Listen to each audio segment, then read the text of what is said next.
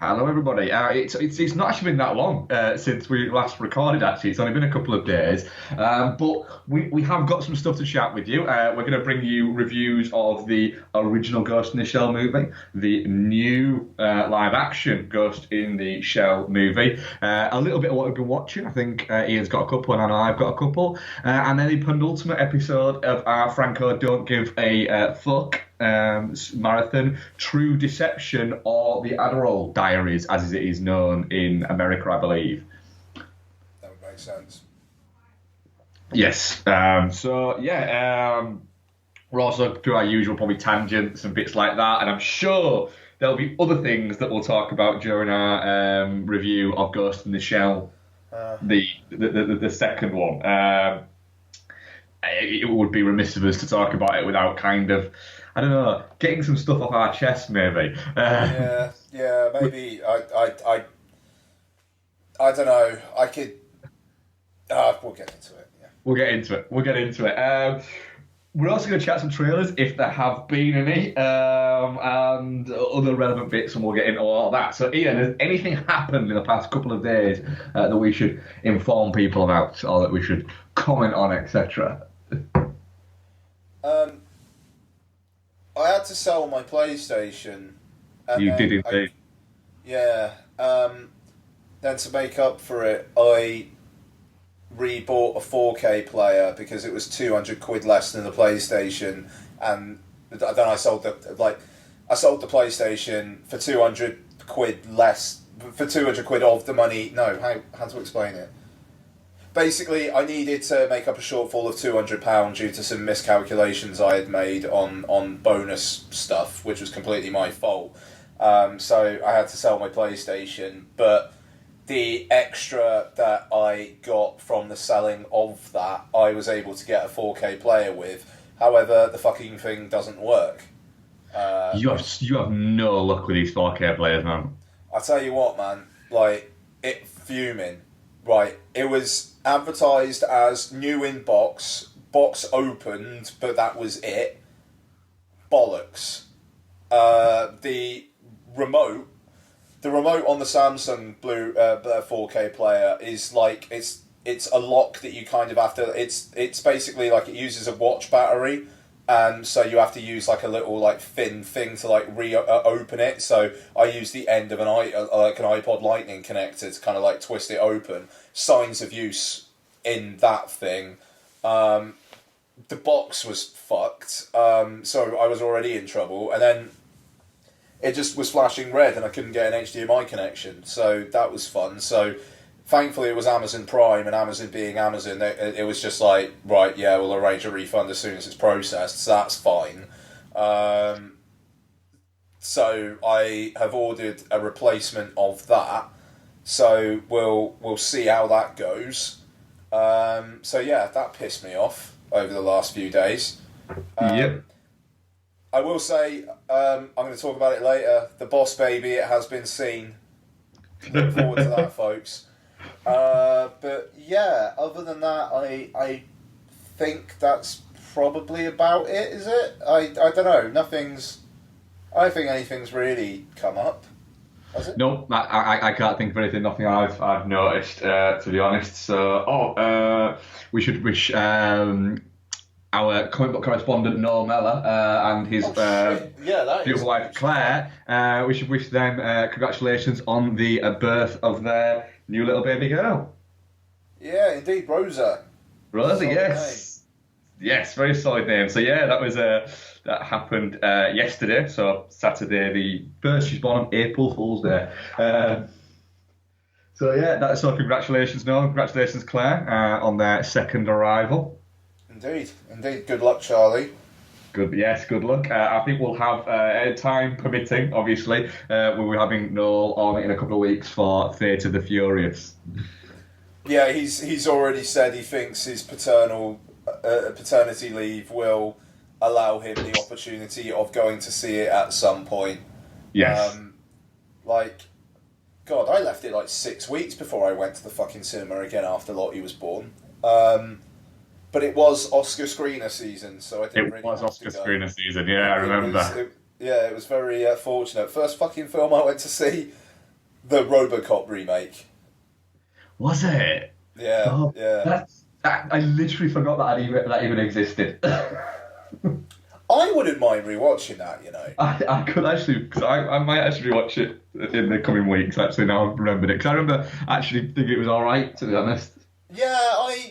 Like Samuel L. Jackson, I remember being quite fun in it as well. Yeah.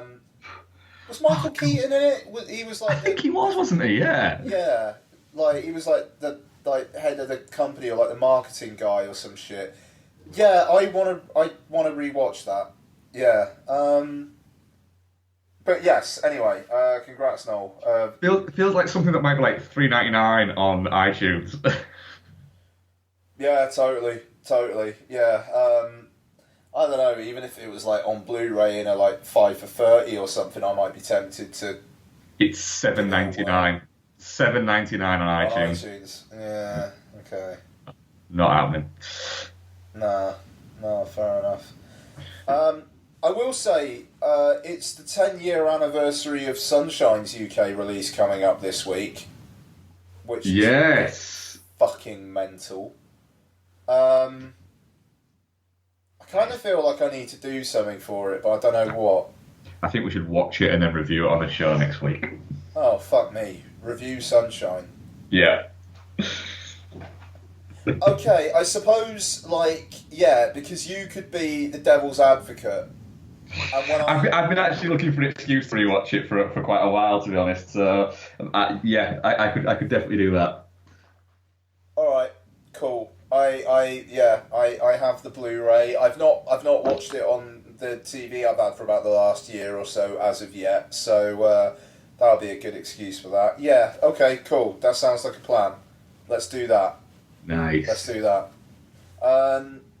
Yeah, so anyway, sorry, I'm slightly rambling here. We've only just started. Yes, go ahead, sir. Take it away. So, Ian, have you watched any trailers in the past couple of days? War for the Planet of the Apes. Yes.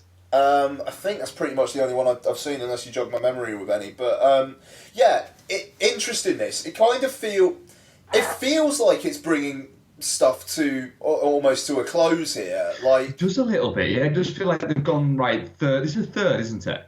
yes, Fourth. Yeah, third. Like they're going to go right third. There's not a lot of people clamouring for this movie, but I still think it'll do well. But it doesn't. There's not a lot of people going, "Oh, I can't wait for the next, Apes movie." So you could see them maybe going, "Do you know what? If this, we'll do a movie that will close it off, but we'll leave it just the door just open enough for if it's a massive success, we can do a fourth." well, I mean, I wouldn't be surprised because, like, I mean, Matt Reeves is doing the Batman, so he's going to be gone after this. Andy Serkis, I slightly get the feeling he's probably like 3 Caesar films and I'm done because I've got other shit I want to do. So I wouldn't be surprised if this closes off and then the next one is Planet of the Apes, Yeah. and we will redo Planet of the Apes, but with the foregrounding of what has come before, kind of influencing it. I think that would be a really cool move, and like set it in the far flung future, and like have just don't do a Tim Burton, do it in this universe, get a really good director in again, and a good Charlton Heston stand in, and let's take it from there. Because in the end of the day, this is going to be what you'd have to assume. This is going to be the one where the apes take over. Yeah. It's going to be Caesar basically going, right, for the good of my kind, I've tried to work with you people, but it's not happening. You lot are fucked. And I mean, I would love it if it went in that direction. I mean, Woody Harrelson is really interesting casting for that role, just because the guy can be intense when he wants to be, but he doesn't do that often. But it looks like he's really going for that here. And also just the fact that it looks like it's going to be primarily apes. like Dawn of the Planet of the Apes had an awful lot of ape action as well, but then you had like Jason Clarke and company. I can't remember I can't really remember the rest of the human cast in that, but you had a lot of them in that. I'm looking forward to rewatching those films in lead up. They're coming out on 4K before War, so I'll be picking up Rise and Dawn. But it feels like this is going to be, whereas that one was maybe 50-50 actors and CG, this feels like it might be 75-25. Yeah, it does seem like they're going that way with it, and going to focus primarily on the ape-tastic universe rather than the human interaction there. And like you say, Harrelson's he's a good bit of casting for that, like you say. And also, well, it seems in a similar vein to like what they did with Kong, they're going full out war movie with it, which is an interesting sort of tack to take on that. So I'm looking forward to it. I think it's going to be. It'll be interesting to see if the tone of the trailer is the film we get, because that's a fucking dark trailer. I think, to be honest, I think it will be. I think they've engaged people enough, because I mean, Dawn of the Planet of the Apes was not a cheery film either. No, it wasn't at all. Like tension on a knife edge throughout, and it ended with Caesar basically being the first ape to kill. Even though like the end of the credits of Dawn, you hear I think it was Koba like breathing, and but even though it doesn't seem like he's turning up in this. It's weird that Toby Kebbell played Koba in that, and then he does Kong in Kong Skull Island, and Andy Serkis is Caesar in this, and did Kong in Jackson's Kong. Like that's such a fucking weird like turn there. But yeah, no, I mean that's the thing. So it already feels like a very dour universe, and it's only going to get more so. I mean, between this and Dunkirk, I'm kind of glad for Guardians and Spider-Man this year, because I think we're going to need some light amongst the dark, really. Even though I wonder if the political landscape being as it is, whether darker edge stuff might come back into it more over the next couple of years, who's to say. But anyway, yeah, I was always going to be up for this because there's apes, but I think the trailer's good. Yeah, I enjoyed the trailer quite a lot, to be honest. I think it's very good. Other than that, I don't think I've seen anything. The Annabelle sequel trailer I watched, it's just not a character that does anything for me. I watched it and just thought, do you know what, I'm still going to make it through a 2.5 minute trailer, so I don't know what the fuck I'm going to be like with the movie. Yeah, I mean, it's frankly, it's one of those ones where if there's anything else out that week, we'll review that instead, but otherwise we'll catch it. Yeah, it's one of those. The first Annabelle I thought was alright, man. Like you liked it, didn't you? The lift sequence was really stuck in my memory, to be fair, but I mean, not a perfect film by any bloody means, but yeah, it was all right. I kind of look forward to seeing what they do with this one. The Nun, I am petrified about, frankly. Did not enjoy that stuff in The Conjuring 2, I must say. But yeah, I mean, I'll give it a whirl. Why not? Cool. Right, so we'll get through to our first feature review film, which is the 1995. All right, yes, 1995. Ghost in the Shell, the first Ghost in the Shell movie. It was based upon a series of manga comics released in the late 80s, I believe. Set in a world 2029 where humans have gone from mere surgical enhancements to cybernetic enhancements, so therefore limbs can be replaced with biometric limbs, and sight can be improved, etc. And all of these things to make people better and more equipped to do certain jobs, etc. And also you have things called shells, which are completely cybernetic bodies, and then people's minds are installed into these, which are called ghosts. One of these is Major Motoko Kusanagi, who is the leader of a special forces security team, I think the best way to describe it, called Section 9.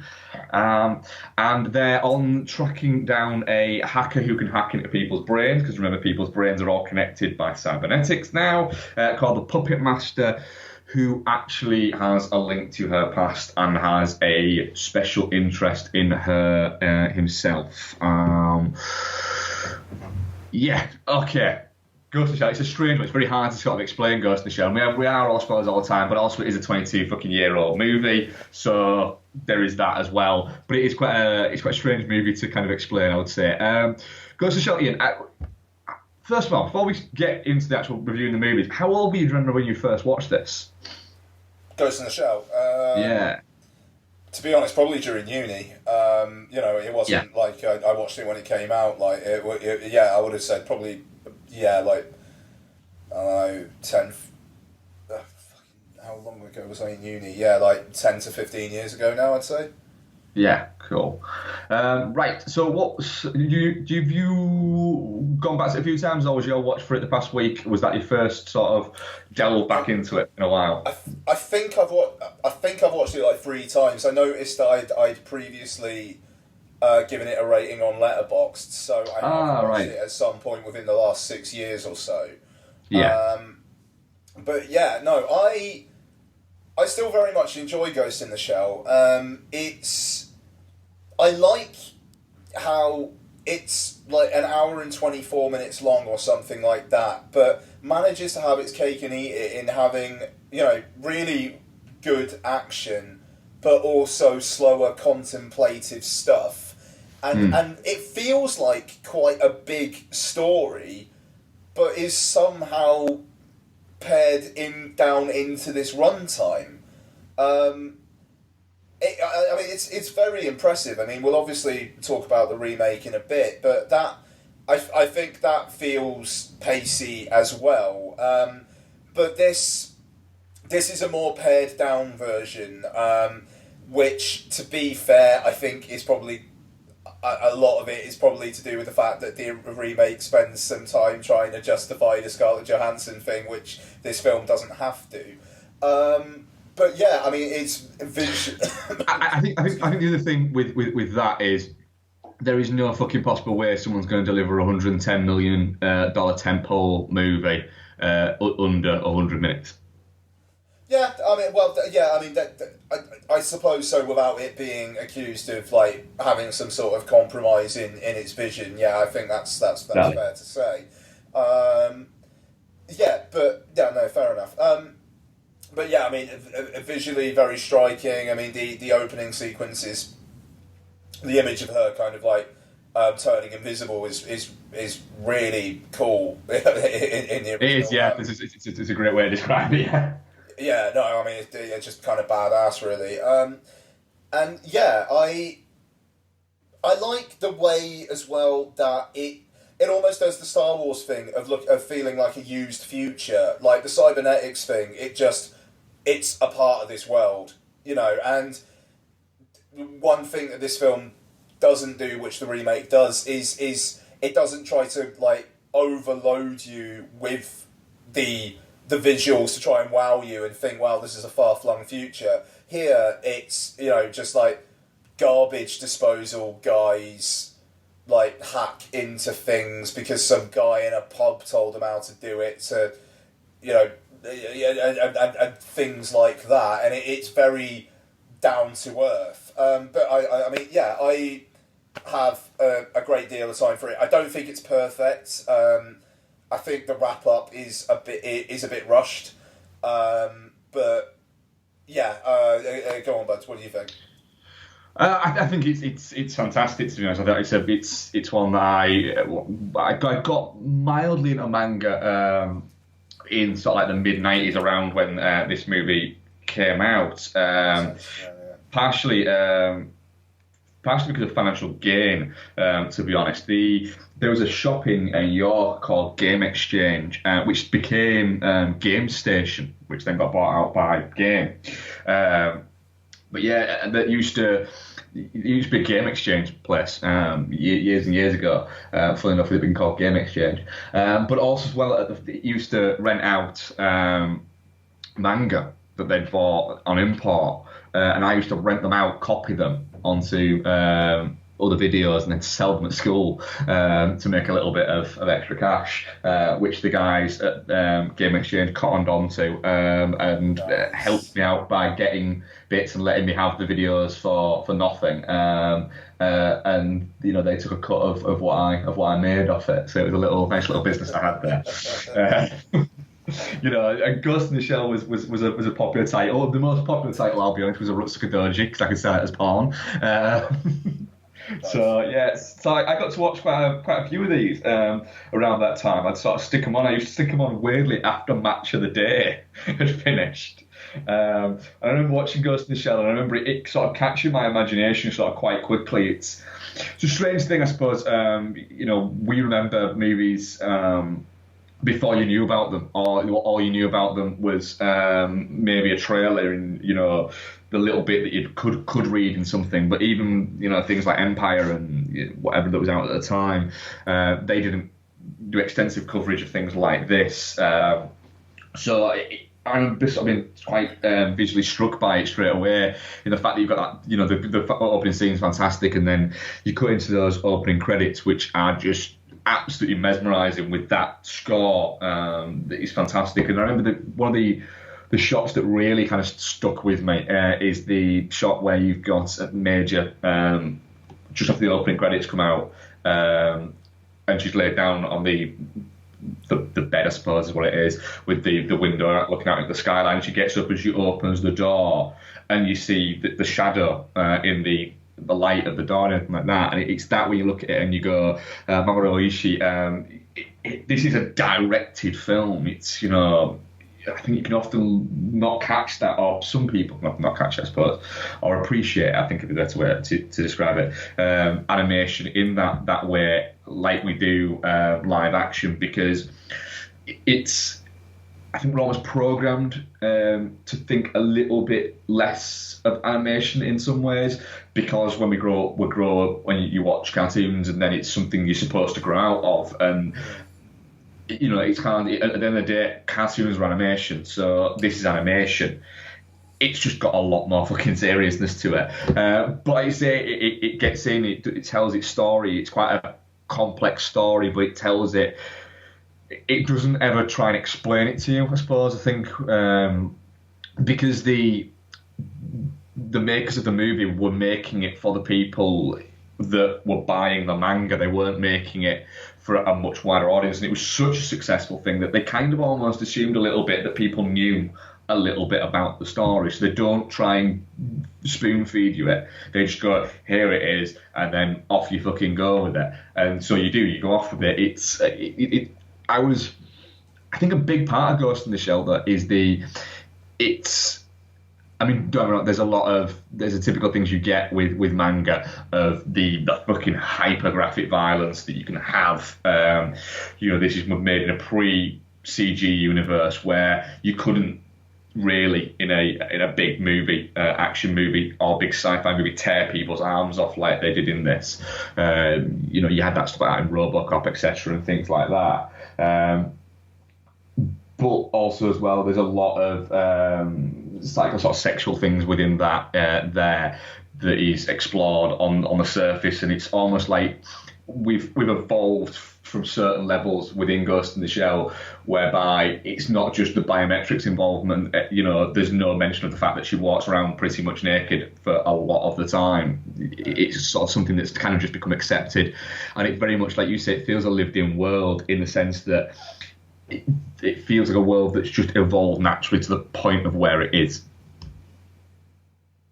Yeah, indeed. I feel like we just did like 2 monologues, and that was pretty much our review. It does feel a little bit like that, yeah.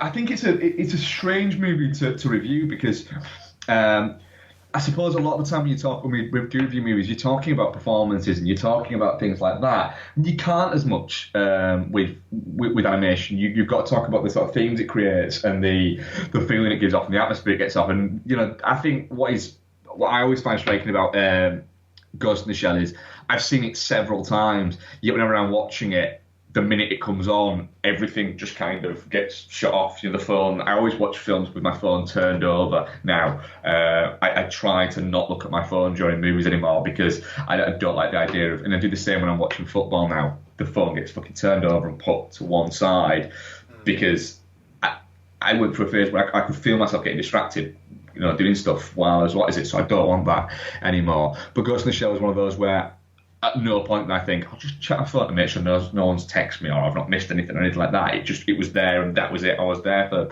82 minutes and it is fantastic. Like I say, it does feel like it wraps up like that and you go, oh, I could actually do another 10 minutes of what happens there. But I suppose there's the subsequent movies after that you can kind of get that a little bit in. But I do think if people are looking for an introduction to sort of that era of sort of manga and things like that, it really is one of the high bar ones to settle down with, and I think, and it is one where if you've not ever seen it definitely I recommend to watch. Oh, for sure, man. Yeah, no, absolutely. I mean, the ideas that it has are really, really, really interesting, and yeah, I mean, how it ends up is crazy. Like the idea of the two consciousnesses like merging and then being put in the body of that like kid. Basically, it's yeah. I mean, it is really interesting, but I don't know how deeply I'd want to dive into the other films and the TV series and all that kind of stuff, to be honest. But it's yeah, I don't know. It's an interesting way that they end up there. I mean, definitely not shit. Obviously, I will say I wish I could. I wish I saw it this time round in the original Japanese language. It's I don't know. The most kind of generic voicing for the voiceover for the English dub. It is, yeah. Yeah, I was a little bit disappointed that we didn't. Because I don't know. Did you get it on the iTunes? Because it was only $4.99. Yeah, it was like $4.99 for the week. Yeah. Yeah, I did the same thing. I'm very glad it's now in there, but I do feel like maybe there should have been an option to watch either dub. Really, would have made sense. It would have been nice, but yeah, it is what it is, I suppose. I think they assume that people just are not going to be bothered too much by that kind of thing. It didn't really bother me that much watching it, but like you say, it is a little bit. You get the feeling if it was released now and they'd redubbed it now, it'd have a cast, whereas this is just people. This is voiceover artists, which isn't to tone it down, but they have a very set way that they deliver lines, are very much like that. Yeah, for sure. Yeah, that's a good way of putting it. Yeah. There's an interesting thing actually that we'll get to when we review the new version, the live action version. I'm not going to call it a remake. When we get to that, there's an interesting link to what I'm about to say actually. So Ghost in the Shell, I put it out to our review poll to our Twitter followers there, and it came back as definitely not shit 63%. I'm guessing we're both definitely not shit on it, by the way.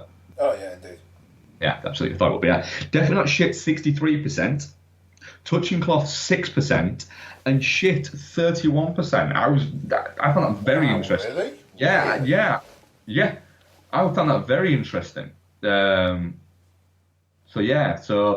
But we'll come back to something that's interesting about that very in and out about sort of 40 minutes or 20 minutes. So Ian, what have you been watching this week? Here we go then. Yes. I have now seen The Boss Baby. After months of speculation about what The Boss Baby is, I have now seen The Boss Baby, and I have more questions than answers. Ian actually messaged me and said that before he went in, saying, I'm about to watch The Boss Baby, and I think I responded by saying, I hope it's everything you've dreamed. And he messaged me like 2 hours later saying, well, that just raises more questions than it answered. Right. Boss Baby. So, it starts with essentially a wraparound where Tobey Maguire is a grown-up version of the kid in the film, not the Boss Baby, but his brother. And he basically says at the start, this is how it all happened in my mind. So it's like, right, okay, so it's basically the kid kind of projecting all this stuff then. The kid's, if in that case, the kid's got a fucking insane imagination. So the story is, one day in a taxi, a baby turns up. Mum and Dad answer the door, the baby's there, and they're like, look, it's your new brother. So, baby turns up in a taxi, already suited and booted. So it turns out that the baby actually works for Baby Corp, who are trying to stop puppies from basically taking all the love in the world that is now for babies. And after hijinks, the two brothers agree that they'll work together so that the baby can go back to Baby Corp and take the corner office. And in one section, I'm going to go full spoilers on the Boss Baby. Absolutely. So in one section, Alec Baldwin's character is saying, right, I'm going to show you what this is all about. I'm going to tell you what's happening. And in order to do so, the two have to suck on these dummies really, really fast. And then it basically makes them trip balls. And then they go up to Baby Corp, but they're invisible. And Baby Corp's like up in the heavens. And they stay as babies by drinking magic formula milk, where if they don't keep drinking that, that's when they will actually become, that's when they'll actually grow up. So the reason why they aren't babies is because they drink this magic formula. And so, first off, it's like, well, how do they sort out... Because it also shows that babies are basically produced and sent down to parents. And it's like, so when do the babies make the choice of what they want to be? Because they're babies when they get sent to the families. So how do they get cognizant enough to know that there's something else there? So because at one point Alec Baldwin's character says he wasn't born, he was hired. And it's like, so how does that work? Are there like a race of other babies that... So are they not human? Are the babies that go down to Earth human, and these babies aren't human? So that they know at the start, and then they know that they have to drink this formula milk. I don't know. I don't know. Also, the Boss Baby has associates, that seen in the trailer, where like it's like they're having their meeting, but they all... It's weird. They all appear to actually be babies. Like there's one that's like thick as shit, and obviously is like the muscle. And I don't get how he seems to be a baby, but also knows about what's going on. And also the secretary can't write. And there's a joke like it's like, can you read the minutes? It's like, oh, I can't read. What does it say? And it's like, but if you've been drinking the magic formula, and so you've kind of stayed a baby, and essentially you are like on the same level as Alec Baldwin, how can you not write? Because Alec Baldwin's character seems to be able to do loads of different shit. So yeah, they have to stop puppies because the CEO of Puppy Co.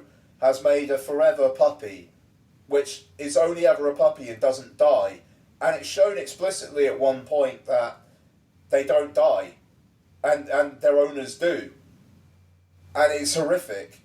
There's actually, incidentally, there's one moment where literally the kid almost fires Alec Baldwin's baby character out of a window, and it's like you were literally about to murder your brother, and it's not really stressed how. It's almost as if it's imitable behaviour, because he's not particularly censured for it. And I bet there was some like siblings looking at each other in the audience going, right, yeah, that's an idea. So concerning.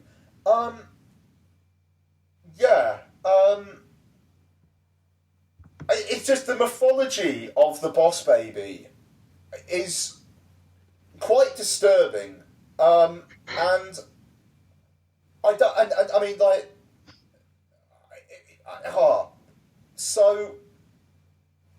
even though, at the end, Alec Baldwin's character decides to become a baby and go back down, but then he's actually a baby again because he's not drinking the formula milk. So then, do they start as not babies? Like, do they start smart and then it's basically either you drink the formula milk or you're just going to turn into a baby and we're going to shove you to the family? I don't know. So the thing is, I laughed a few times. You know, it's not horrible. Alec Baldwin, I thought, did good work there. It's pacey. Steve Buscemi's the bad guy. Solid turn from him. But I need a sequel, but only if it's going to be primarily set at Baby Corp and we get to know the inner workings of Baby Corp. Otherwise, I don't care. So, are you glad you watched it then? Well, I don't know, to be honest, Mark, because I still don't get it. You're still rattled? Yeah, because, like, the thing is, okay, if it was all in the kid's head, fair enough, but, like, there's a scene where they basically, they become an Elvis impersonator to sneak onto a flight to Las Vegas. And they have to go to Las Vegas to save the parents. And it's like, so, if this is all how it happened in your head, you went to Las Vegas to save your parents by becoming an Elvis impersonator in your head. I don't know. It's got deep on it. Gone too deep. I don't know. The Boss Baby, my 3-word review, or 3.5-word review, I don't know.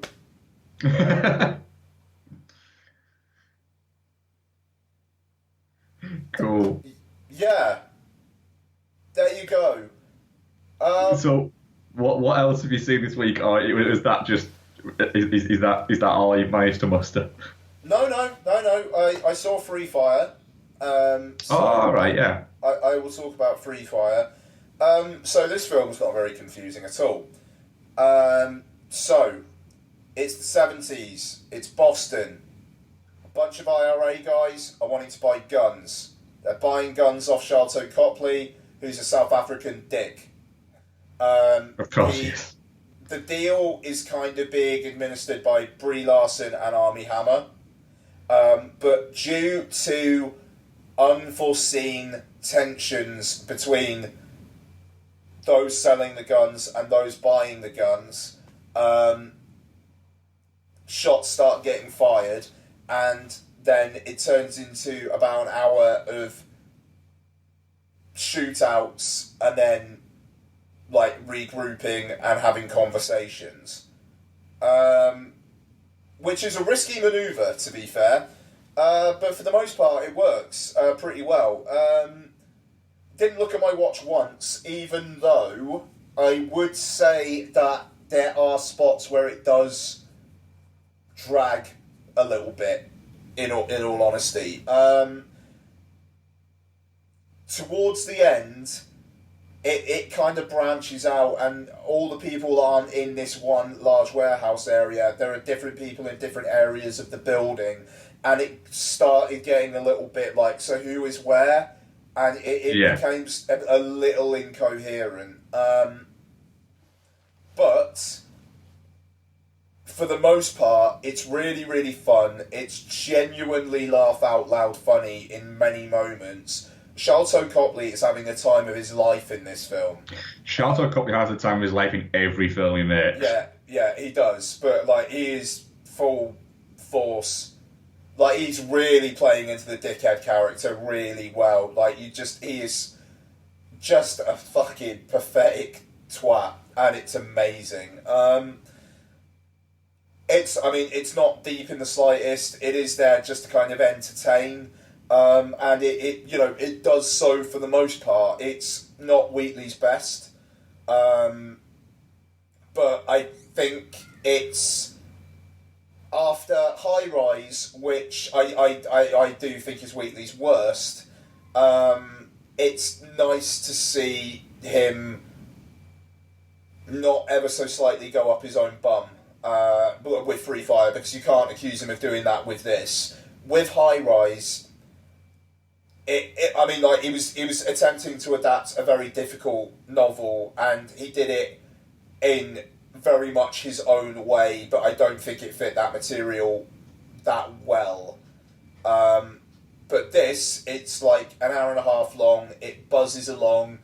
Once shots are fired, it's off to the races, and there are some slightly more leaden patches, but it's never ever boring. I look forward to watching it again.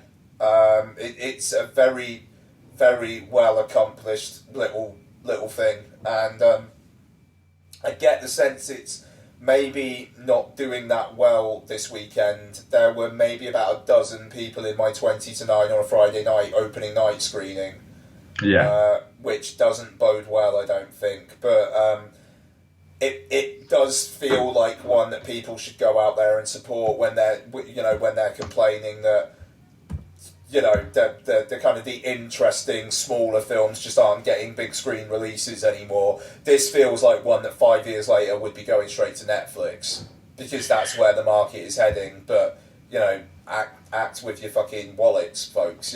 But yeah. Well, I think I'm going to go and see it on... I've got the day off on Wednesday, so I think we're going to see it on Wednesday morning, I think. There's a nice 10 past 10 screening on Wednesday morning, so I think that should set me up quite nicely. It's an hour and a half long. I found Wheatley quite hit and miss, to be honest, but I really enjoyed High Rise. So, and the trailer for this looks very much kind of up my street. So, dude, you will enjoy it. I don't know if you will love it, but you'll have a good time. The thing about it is, I'd be all over this going, I am so far in. The only thing that's putting me off slightly is the fact it's Ben Wheatley, which is unfair, because I liked, out of all Ben Wheatley's movies, I've only kind of not really got on with two of them, and that was Sightseers and A Field in England. The rest of them I've actually got on with really quite well. So I think part of it is that thing of so many people telling me how amazing he is and how fantastic he is that I'm a little bit like, oh, all right, but I didn't like those. So there's a little bit of that, which is completely unfair, because now I'm looking at going, do you know what? I'll happily take a solid 3.5, 4 out of 5, or 3 out of 5, because it's an hour and a half long and I get to see it on a morning. There we go. Yeah, you'll do fine with it, bud. You will do fine with it. It's like I think I'm going to go see Life on Tuesday night, because I start my flexible work. Sorry. That's on as well, isn't it? Fucking hell. Yeah, I mean, I start my flexible working this week, so I'm going to have Tuesdays off. So after a day looking after Lottie, I think, I love the kid. Of an evening after a day with her, I think I'm probably going to go to the cinema and have an hour and a half of just 3.5 out of 5 derivative 8 monster stuff. Yeah. You know, so but Free Fire is better than that. But I get what you're saying. You will like it. I pretty much guarantee you'll like it. I'm not going to say it's the best thing since sliced bread, but you will like it. Good, cool. I've just had a look, right, on Wednesday, 10 past 10 a.m. screening of Free Fire, right, that kicks out at 12:10. At 12:15, there's a screening of Life. Boom. There you go. Yeah, could be a double cinema trip, that one, I think. That would work. It would work. It'd seem rude not to, wouldn't it? It would. Yes, cool. Right. What else have you got this week then, bud? That's actually it for me. That's it. So both have been cinema trips then.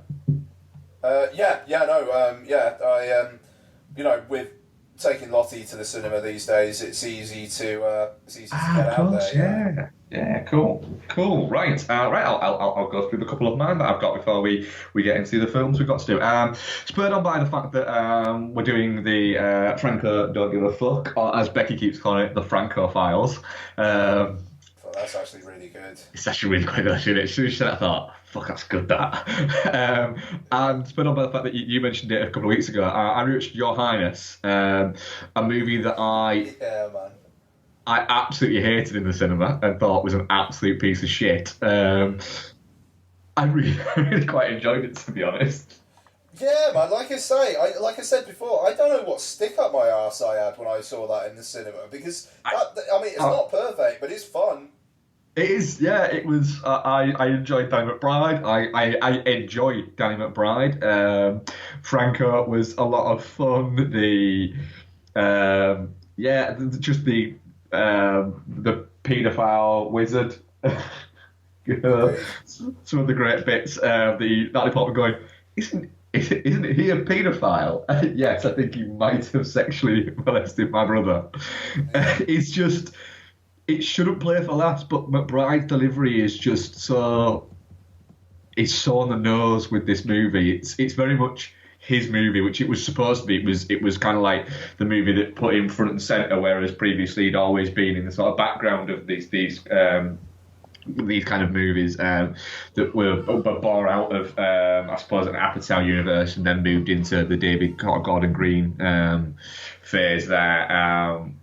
And now we've got David Gordon Green and Danny McBride have gone off and are doing their thing, and it's really their story of how they're working and how they're making movies and how they're funding movies and producing movies is really quite cool. The fact that they're doing stuff that is interesting and different and stuff they want to do, and then obviously now they've got the Halloween movie coming up, which is really fucking interesting. But it was fun to go back to this. It's juvenile, it's crass, it's thoroughly insignificant, but it speaks from, I suppose, an era of people who grew up sort of maybe, having things like Legend and Prince of Thieves and Willow sort of thrown at them, and then this is, it's that mixed with the toilet humour as well, and it all kind of is meshed into this bubbling pot, and then Your Highness is thrown out, and there's so much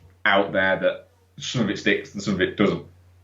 But when it does land, it is funny enough, certainly.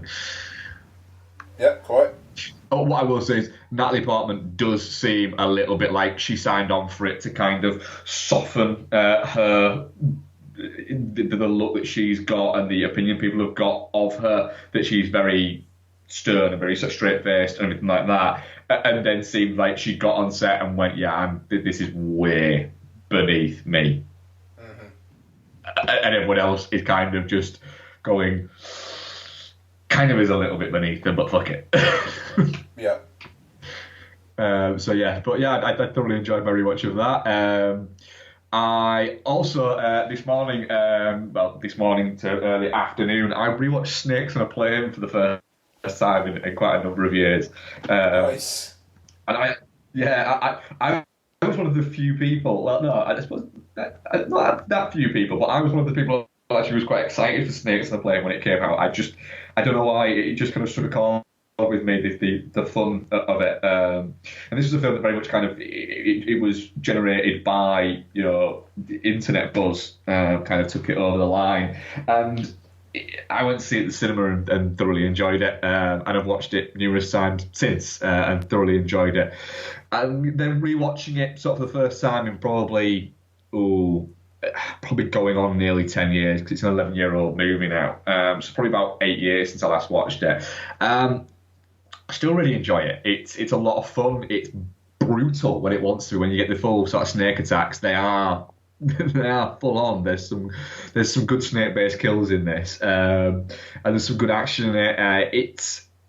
It was $33 million, and it kind of, you can see $33 million worth of sort of budget is there. They make good use of that. But also I think it's things like this where it's testament to somebody like Samuel L. Jackson, because without it's such a Samuel L. Jackson thing to do. Even back then, it was still such a Samuel L. Jackson thing to do, to go, do you know what? Yeah, I fancy doing this. It sounds stupid. It sounds ridiculous. It sounds like the sort of thing that should be Samuel L. Jackson in. And it is. And he does absolutely kind of elevate it. And I know you've got David Koretzker in it, and Bobby Cannavale's there, and sort of a few sort of recognisable faces, but Samuel Jackson just takes it up that level and takes it simply beyond the fact that it's a stupid premise and it's a cool name, which it could have been that. And I think if you put somebody else in that role, and let's say, not to fucking knock it, but let's say you had Ernie Hudson in that role, it would have felt a little bit more straight to video, straight to DVD, than it actually is. But yeah, it's still a lot of fun on there. I still thoroughly enjoyed my rewatching of it. So yeah, it's cool, that. And the final one I watched was, I rewatched 500 Days of Summer, a movie that changes, my opinion of it changes every time I watch it. Which way are you swinging this time then? Well, I remember when I first watched it, I think this was a very early Heroes review? Might well have been, Yeah. What was it, 09 or something? 09, yeah. And I remember it being very high up on Jordan's list for his films of that year, which you can kind of absolutely see why. It ticks all of Jordan's boxes, which is not a criticism. I loved it when I first saw it. I thought it was fantastic. And then I enjoyed it the second time I watched it, when I watched it on DVD. Then the third time I watched it, I thought it was a great film, but I fucking hated it. It really, really fucking angered me. I remember being really pissed off with it, in the sense that I thought that it essentially it showed these two people, one who is he's a whiny romanticist who, when things don't go his way, he just chucks his teddy out, and a manipulative bitch. I don't want to fucking see a story about that. I'd fucking prefer to just watch When Harry Met Sally, which led me to then falling back in love with When Harry Met Sally. So I've got it on iTunes, and I thought, do you know what? I'm gonna give it a rewatch. I'm gonna see how I land with it now. It being about sort of 5 or 6 years since I last watched it. And yeah, I loved it again. Okay. I still land on the fact that it's that I do think Zooey Deschanel's character is a manipulative bitch in it, but I think that's and now it's the point where I'm kind of thinking that's possibly the point of it, and it's not a critical manipulative bitch. She's just a very self-absorbed person. She's very wrapped up in her own self-absorbed world, in the same way as I think every character in it is kind of wrapped up in the way that they perceive the world. And it's that thing. It's a film of perceptions, and we're looking at it. What we're doing is we're looking at it through Joseph Gordon-Levitt's character's perception of what went on. And we've been shown it, but we've been shown it by somebody else who's showing us it out of sync and going all over the place. And then occasionally somebody points out that maybe his viewing of it isn't actually what happened, or isn't actually as it is, and then you're sort of thrown out of it. But yeah, I still land on the fact that she is a slightly selfish, manipulative bitch, but he allows himself to be sort of taken along with that and doesn't pick up on the signs that that's what she's fucking doing.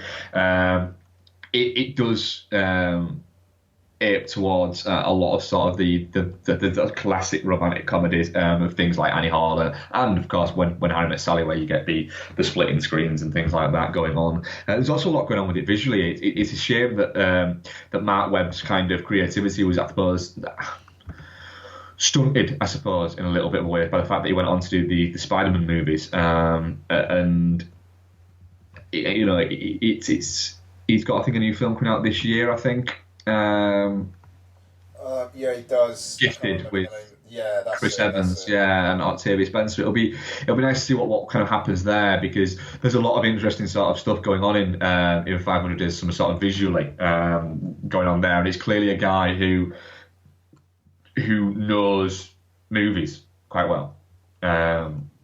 And it's always nice watching films made by people who know their shit and know movies and know the intricacies of movies, and where you can pick up and go, oh, that's from there and that's from there and that's from there. And originality is fantastic, but occasionally the homaging or referencing is also it gives you a strange kind of warm, fuzzy, geeky delight, I suppose. There, but yeah, again, I enjoyed my rewatch of it. I'm glad that I'm kind of starting to make my peace again with it, and I'm back in the place where I can go through and enjoy watching it, because it is actually a really sort of nice film to watch.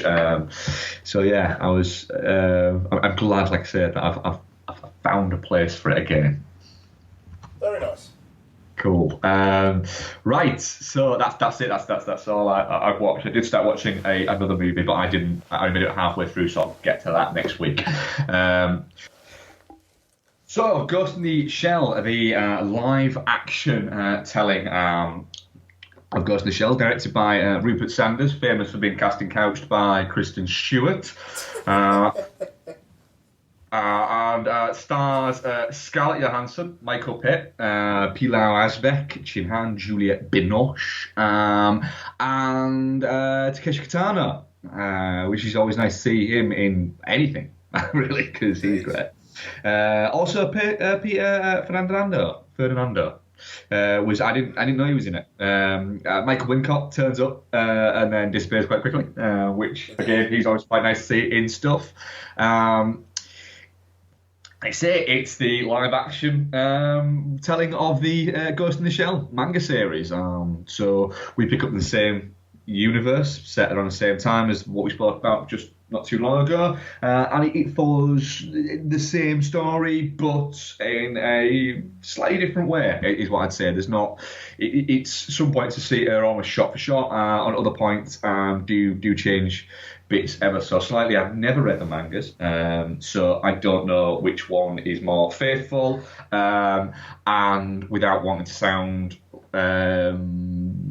disingenuous or anything, I'm not really that bothered. We talk about movies on this, so I prefer to review the movie that's in front of me. I'm sure we'll get into some of the crazy politics behind it all when we're actually going through it. But Ian, what did you think of Ghost in the Shell? Well, I really liked it. I think visually it's pretty fucking great and overwhelming. I think the story at the heart of it is interesting enough, and I think that they use the casting of Scarlett Johansson as well as they can do. In the end of the day, if it wasn't her, this film's not going to be made, because Rinko Kikuchi would not get a $110 million action film spent with her as the lead. I'm sorry. It would not. No, you are completely right. It wouldn't happen. It wouldn't happen. Whether or not that is right or not is a completely different. It's a completely different conversation to be had. I just think that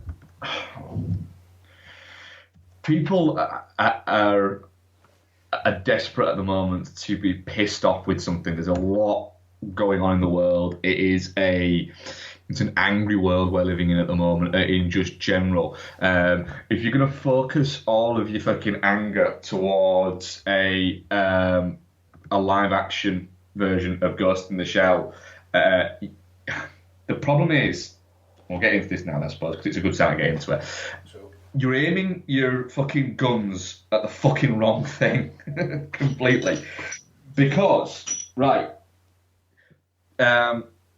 this is a tester, Ghost in the Shell. It's a tester to see, because the technology is now there to make these movies as live action movies. The reason why this, and the reason why Akira and other movies that were manga that were very successful in the late 80s and mid 90s haven't been made yet, is because the reason why they were made into animations was because there was no physical way you could have made them 20 years ago. You couldn't have done it. It would have looked like shit, and they knew it would have looked like shit, so they were made as animations. It was a natural progression. Plus, animation is seen on a higher level in Asia than it is in the Western world. Again, just fact. So this was almost a tester, and Akira might follow. Now, Jordan Peele, I think, has been attached to the possibility of Akira. Akira has been going for years. They've been trying to make versions of it, and everyone from Will Smith to Tony Campbell to Steven fucking Spielberg have been attached to that movie. Now, the studio will not look at this movie if this movie isn't successful and go, do you know what? That movie would have been successful if we'd cast Rinko Kikuchi. They will not. What will happen is they'll look at it and go, do you know what? There's no call. There's no call for remakes of these movies. It's too much fucking hassle. So we just won't make it. It isn't like they'll go, oh, Jordan Peele, you're going to make Akira. Yeah, you need to cast an Asian actor. Yeah. They'll just go, we just won't fucking make it. Yeah. So then a guy who might have a really interesting fucking take on it, who may well have an idea for an Asian actor, or an American Asian actor to play that fucking role, may well have an idea for that, or may well want to cast an African American actor in the fucking role and have an idea of taking it from at that angle. They will not give him that movie. They'll just go, do you know what? There's no fucking call for it. There's too much hassle. So you're aiming your fucking guns at the wrong fucking people. And you're not actually looking at the movie. You're criticising a movie before you've seen it. Criticise the movie once you've seen it. They do explain it, and they do get it away. And maybe it is a flimsy reasoning for it. I think it's a perfectly fine thing. But then again, to lay all my cards on the table, Ghost in the Shell, it's whitewashing. My response to that is, I don't agree with you. I don't agree it's whitewashing. Now, fine, fucking throw pelters at me, but that's my stance, and I'd be remiss and I'd be wrong, and I'd be not doing what I claim to do on this show. I've always been honest about things. If I didn't say it, I don't think it is whitewashing. It's the way fucking storytelling has happened for centuries. It's just nowadays we do it in a different way. Do you think fucking The Good Samaritan, take The Good Samaritan, it's a story that every fucking continent and every fucking tribe of people has a version of the fucking Good Samaritan, and I don't fucking think that when that fucking version of it was told in fucking East Africa they went, sorry, I heard that was about an Asian guy. That's not right. Storytelling has just evolved, and this is how we tell it, and it's on a fucking global market now. That why not, when you've got it being made, there is a version of this movie that is taken from the manga that is drawn not exactly. They don't look classically Asian, all of the characters, and nobody's fucking saying anything about the fact that you got Peter Asbeck there is playing is he Danish? Nobody gives a shit about that. It's all focused at Scarlett Johansson. That is the one fucking. That is the thing that it's like. She's not the only one. Yeah. I get she's the lead, You've got the Danish guy there as well, you know, and Yeah. he's probably maybe like the third most important person in the cast. Yeah. So there's that. I just think that it's people have and people are bandwagon fucking jumped on it like fucking crazy, and it is part of this whole current fucking subculture of movie fans that seem to enjoy movies by disliking movies, and it baffles me. It completely baffles me. You know why? It doesn't matter if it's a good film. It doesn't matter if it's a bad film. It just fucking doesn't fucking matter. If you don't like it, you don't like it. Do you know what? Focus range on something you did fucking like. Sorry, ran it over. Yeah, the thing, I think you're right. I mean, in the end of the day, as I said, it wouldn't have got made if it wasn't for it, you know. And do you know what? The film opened to $18 million in the US, so it's not going. It's already that thing is probably not going to make money, or at the very least, it's probably going to be break even, and people are going to think, was it really worth the bother? Which for me is a shame. However, it's not opened in Asian markets where Scarlett Johansson is huge. Yeah. Yeah, no, I mean that's a very, very good point. You know, it's one of those ones that might not even be made primarily for a Western audience, but just I do think the film actually spends maybe a bit too much time on her not being Asian. To be honest, I mean, like, fuck. If the director of the original anime says, "Well, why does she have to be Asian? She's a cyborg. She can be anything." Yeah. If he's saying that, I think people who are offended on the behalf of the original creators kind of do need to shut the fuck up. He didn't just direct the original; he directed all of the movies, and I think a significant portion of the TV series as well. Sure. There you go then. I mean, it's the thing is, it does look bad on the face of it. It does, you know, and there were reports that they were looking at CG Asianing up Scarlett Johansson. Like, apparently that was something they were actually doing, which was a terrible idea, and they didn't go with it, so fair enough. But when you watch the film, so from a business point of view, the film just wouldn't exist, which I'm sure a lot of people would rather have. Fair enough. I wouldn't, because as a complete film, I think it is better than the original. I think the plot has more going on in it, and yes, like the philosophical ideas aren't there as much, but in terms of things actually happening, I think it does. I think it does it well. I like the mix of ethnicities in this film. I think is great, and the whole, like, you can't really tell who's cyborged up and who isn't. I really like that aspect of it. I like the way that it plays beats of the original, but does its own variations on them, and it gets to an end point which is similar but not the same. You know, I like that, and in the end of the day, I like that the message of this film is essentially, she is Major. She is her own person, no matter what body she is in, no matter what her history is. She is Major, and I really like that. And I would love to have follow-up films that focus on the team dynamic more.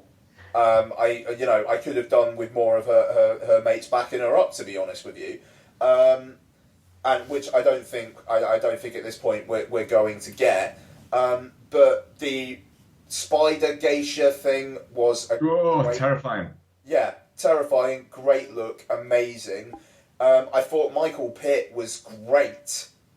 Like the way that he is sinister and then sympathetic. I thought he played that really well. And just like production value, like a motherfucker. I would have thought this would have cost more than $110 million, to be honest. I'm kind of surprised they kept it that low. And yeah, I was in. I really like the score. And they do the original theme at the end, and it's not some remixed version of it. It's the original theme. This film is respectful as fuck to the original. It really, really is. But it's also a film made by Paramount that has to sell to a worldwide audience. And, the whole... I was listening to a podcast last week where, they were saying, her name is Major, and then, forgive me, I can't remember the full Japanese name. And they're like, oh God, they're even calling her that in the remake. Oh, that's ridiculous. Wow, you didn't watch the film then, did you? Yeah. They don't refer... that was her original name, yes. She is Major. Yeah. She is not defined... she's not defined by ethnicity. She's almost pan-ethnic. She is... It doesn't matter. In this world, it doesn't matter what colour skin you are. No, because anybody... Anyone can be any fucking colour skin. But, they can just choose what coloured skin they want to be. Yeah. And to an extent, obviously, but with but... So this, I don't know, this film is going for a world... view in terms of how we view race, I think more advanced than the people criticising it are. That's it. People seem to forget that this movie's actually set, 12 years into the future. And I know that 12 years in the future seems a lot like, it won't be anything like that because the outright will ensure that all science is fucking gone by then. So... There's that, but it's not it's not set in this world. It's set in an alternate version of this world, but fucking 12 years in the fucking future of an alternate version of this world, whereby multiculturalism has become the norm ages ago, and it's become the norm that it's not just multiculturalism; it's a complete. You change yourself to suit how you feel. Now, surely these fucking... And I'm a liberal. But these uber fucking liberals, the out fucking left liberals that are the large fucking voices behind this, and, on a slightly different related note, and Mike was mentioning something on... Punter was saying that there's a podcast that he listens to. And I know nothing about the story, so I'm not taking context. I'm not saying whether it's right or wrong, but I trust Mike's fucking judgment on this, and he says it's ridiculous. He was saying a Star Wars podcast that he listens to have now been banned from all Star Wars conventions because it's claimed that their show, they said some misogynist stuff on their fucking show, and a petition was being raised. I mean, Christ, it's fucking... That's censorship. No way around it. I don't like what you're saying, therefore you shouldn't be allowed to fucking say it. Well, we'd criticise the fucking, right-wing press and, the fucking Trumpites and the fucking Brexit fucking lovers, of doing that. Yet, the hyperliberals have got so militant that it's happening. And, it's happening with this. They're taking multiculturalism and the idea of looking at oneself and throwing it out there and saying it's fucking wrong. All right, okay. So transgenders should be allowed to use which bathrooms again? There's that. Bex raised a good point in it. The part of what Ghost in the Shell is and the motifs behind it all is the loss of sense of self, or the altering of sense of self. You get in it, what's the guy's name? Beatty, he gets new eyes because of an explosion. He has to have them, and he says it's quite strange, having these new eyes. he's not entirely comfortable with it. You get an idea that it isn't a procedure he wanted. It's a procedure out of necessity, and a lot of his enhancements have been out of necessity based on the parameters of his job. And she raised a point and said it almost adds a different level to the sense of loss of self or struggling with self, in the fact that you have got the mind of an Asian girl who was very sort of anti-cybernetics and body altering, has then been put into the body of a European looking, an Eastern European looking, I think it's supposed to be mentioned. I think they mentioned that she's Ukrainian, I think, in there. Or Serbian, maybe it might have been. Body, who then is a major in Section 9. it throws against two fucking worlds that completely collide, and that's what I thought was quite interesting about it. You're right, it's visually stunning. It looks fantastic. And, you know, people said, it takes far too many cues from Blade Runner. Well, the Ghost in the Shell mangas took quite a lot of cues from fucking Blade Runner, so... there you go. I thought performances were very good in it. I think Scarlett Johansson's very good in it in herself. She's a perfect actress for it. She has that ability to seem quite disassociated from everything in a certain way, and it was that. Michael Pitt's also an interesting casting in it, and he was very good. As well, like you say, there's an anger to him where he does seem very unhinged, but very much like the modifications he's had have given him an intellect, and his AI has gone the fucking Skynet AI route rather than the more controlled route. Yeah, no, quite. It's a really interesting film that is not going to get its due because of something that is being stirred up by social media, and but like I say, I understand, like, on the outside it doesn't look good, but I don't know, you can't judge a film on its marketing, you know, and you have to watch the film on its own terms, and for me, like I've said, if anything, it's kind of nailed on almost too much. I mean, like that scene where Scarlett Johansson goes to the flat and basically meets her mum. You know, it was that scene kind of kills the pace at a time when it does. You needed it. It's important for the story, I understand that, but I maybe would have rather have just not had that whole bit in there, but they have to have that whole kind of thing, so it's like, oh, so, you know, because she's hugging an Asian woman, it means she's Asian on the inside. It's almost like it's mansplaining it or something. I don't know, it's weird, but it's I don't know. This depicts a world that is beyond the colour of someone's skin being a defining thing about them, and then the film has to kind of bang that drum a little bit too hard in that section. But yeah, I don't know.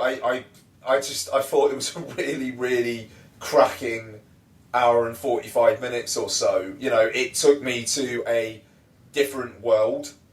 It looked and sounded great. The action was really, really solid. And we're not going to get a sequel, I don't think. And I'm annoyed about that. I'd love to spend some more time in this weird, kind of disturbing, kind of weirdly hopeful world. And yeah, it's not going to happen now. But definitely not shit. No, definitely not shit. It's a great it's a great sci-fi, and it's a great action film, whose lead is absolutely a female lead, which we keep getting told there isn't enough of. Yet Scarlett Johansson keeps fucking doing it and keeps knocking it out of the park. You know, Lucy might be dumb as shit, but it's fun dumb as shit. Yeah. So yeah, I definitely not shit. I thoroughly enjoyed it. Like you say, I think everything depends on how well it does in the Asian market, to be honest. But I still don't think, like you said, I still don't think we'll get a sequel anyway, because I think that the people involved will go, do you know what? It's not worth the pissing and moaning. Yeah, do you know what? And fair play to him. You know, Yeah. I mean, like, Rupert Sanders hasn't been on the beat for this, I think probably because he's not allowed to do publicity after fucking No. Kristen Stewart, you know. But I don't know. So Scarlett Johansson kind of feels like she's been out there by herself, like tub thumping for it, and yeah, I feel bad for her. You know, I could see why she was drawn to the material, and it kind of feels like it's just not really done her career any favours. I don't think she gives a shit. I I don't think think she gives a she's. shit either. I hope she doesn't. I hope. I think this is.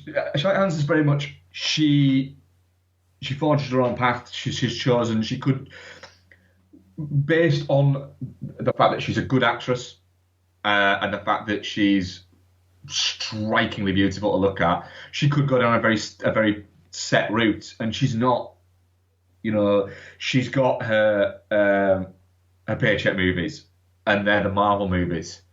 I don't think she'd ever want to do a standalone Marvel movie on her own. I think she's happy with the fact that she gets to crop up in all of them.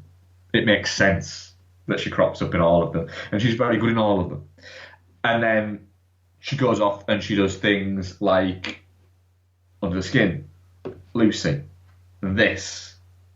You know, they seem like the ones for her, and you know they're not little fucking $8 million indie movies. They're 50, $60 million movies, or $100 million movies, or $40 million movies.